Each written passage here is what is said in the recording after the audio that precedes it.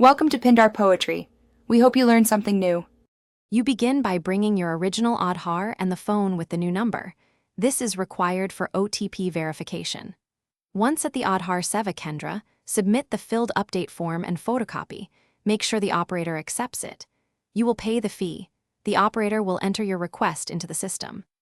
This first step moves the change from paper to digital, so stay with the process until the operator confirms they have your details and started the update.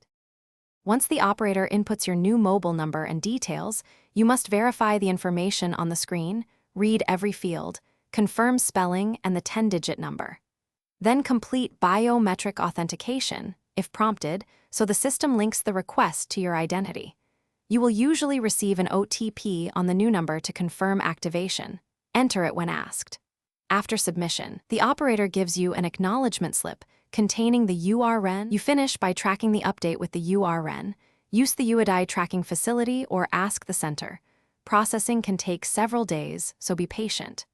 Once the update completes, download your Aadhaar or view the masked mobile number to confirm the change. If something goes wrong and you do not get the OTP, check your network and do not disturb settings immediately. If that fails, return to the same center with your URN and ask them to reinitiate or troubleshoot the request. Thanks for watching. Consider subscribing if we helped you.